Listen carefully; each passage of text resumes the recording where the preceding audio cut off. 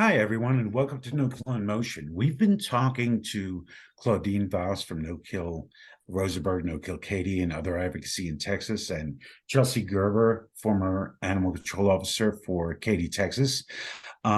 Chelsea investigated her own organization that she was actually working at, found real systemic problems, and brought to light some of the problems in Katy, Texas, animal control and shelter. Kind of want to close the segment to, talk about what's happening in Katy today. And one of the things that I did want to ask you, Chelsea, is the shelter or animal control is a very local issue. It doesn't seem like there's any county or state controls around this. This only happens locally, so it can be handled or mishandled locally. So is that true? Yes. So I sought out various different agencies to step in and assist, such as Houston SPCA, the Texas Veterinary Medical Board, the County Sheriff's Department. And basically, I was always met with, that's not our jurisdiction. And Katy has to give us permission to step in to assist them, which they did not. And so essentially, this whole investigation was up to Katy themselves. They investigated, they determined the results, everything. And so, yeah. Yeah, And so the what is the saying? The wolves guarding the sheep. Is that what it is? yeah, I can't and I want to supplement remember. that's something that really shook me to the core was about the tabby cat that we talked about in the last segment. Uh-huh. Lieutenant Hernandez received 3 videos. They were time-stamped from Chelsea Gerber. In an email, he said that he only selected 2 of the 3 videos.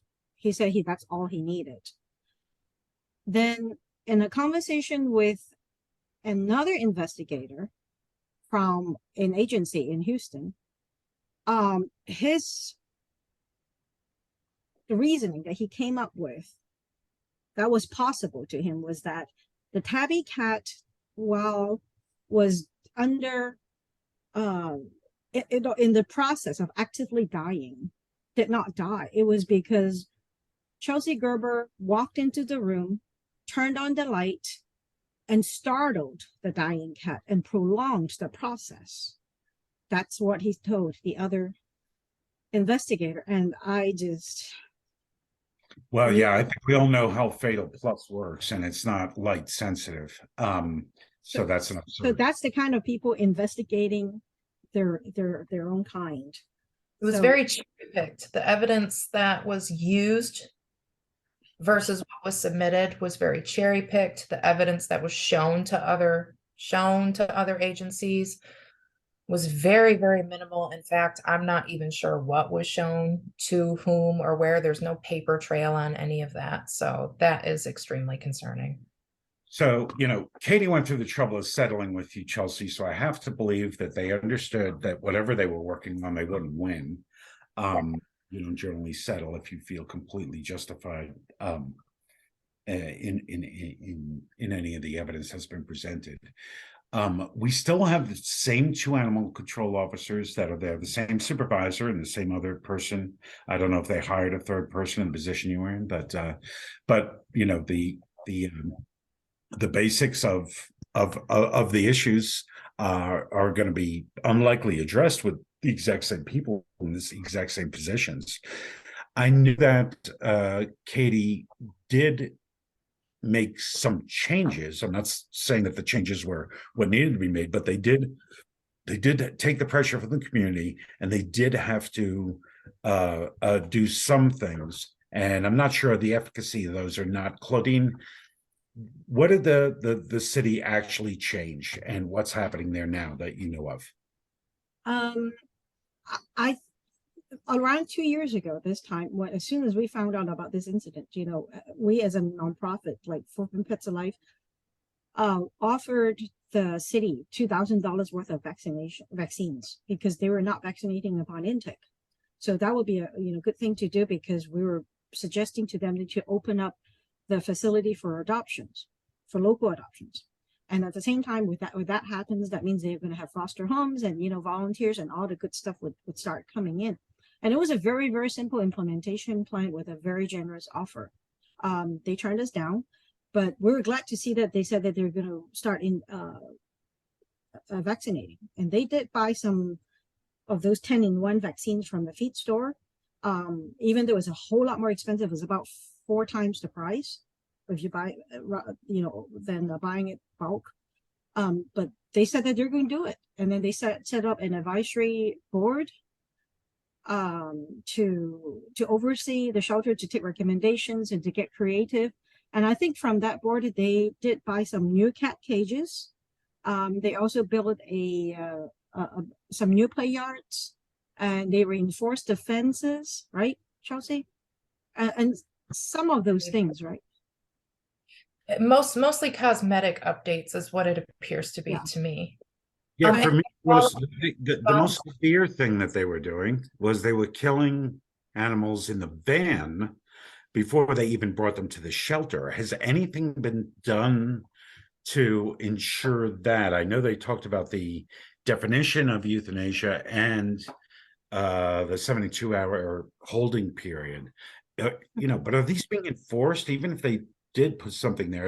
If they are, I want to know, and if they aren't, I'd like to know. Or we did. I think I did. I did request for the SOP for euthanasia in particular. I don't remember seeing something very specific, and I don't even remember seeing that section on there. Right. But now it can only hearsay that they're doing all the great things. They are the world-class operation. But then I think through the community, we have received information that they're not vaccinating upon intake on a consistent basis. Maybe a few, maybe, whoever they want, but not consistently. Yeah, I find the cat kennels an interesting thing, because I was watching the city meeting where they were like very proud of having cat kennels. And I'm like, well, that's great, but all you do is put a cat in there. It's like, to begin with, like, they weren't short cat kennels. We right, have inside, so okay, yeah, and I didn't know how many they had, and I'm like, why is that a big deal? Is it now that we have kennels, we'll stop killing them? Like, if they had said that, I'd be like, okay, you're bad people, but that's an improvement. But it was just, we got cat kennels, and dog runs are great. That's great for enrichment on dogs and stuff. I get that, but again, it's like, are you doing that to make sure that you're saving more lives and not killing as many pets? And if that's why you're doing it, I'm with you. And if you're just doing it because, everyone's going to like the fact that we have a dog run now, and maybe they'll leave us alone, that's not an improvement. You're correct. Yeah. Okay. So go ahead, Chelsea. And I don't think they're killing, right, Chelsea? I mean, we don't get the vibe that they're killing, but they're basically warehousing, like keeping them for a long time.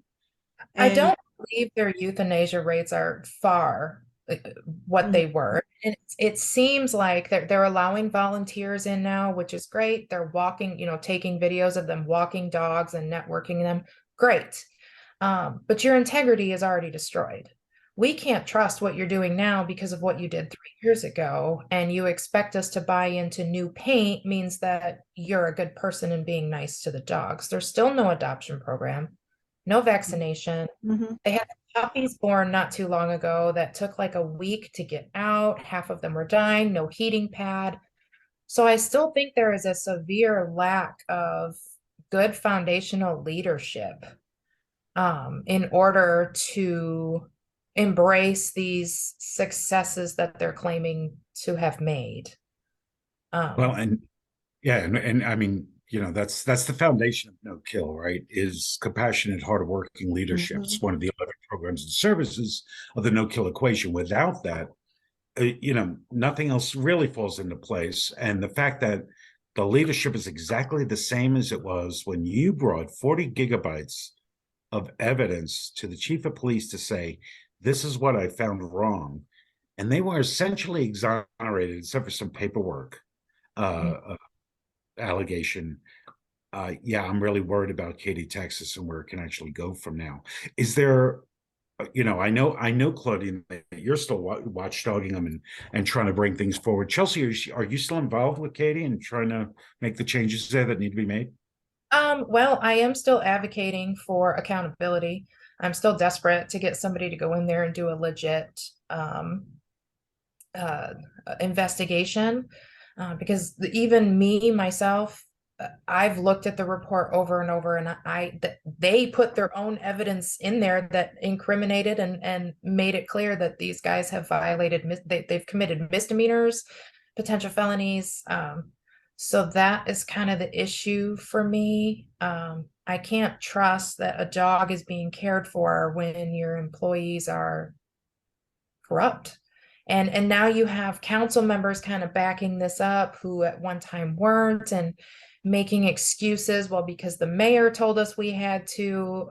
There is a deep, deep, dark monster going on over there. Wow. And I think it goes beyond animal control. And that's the scariest part for the community. So from an advocacy standpoint, Claudine, Mhm. what's next? Or what are you looking at that's next?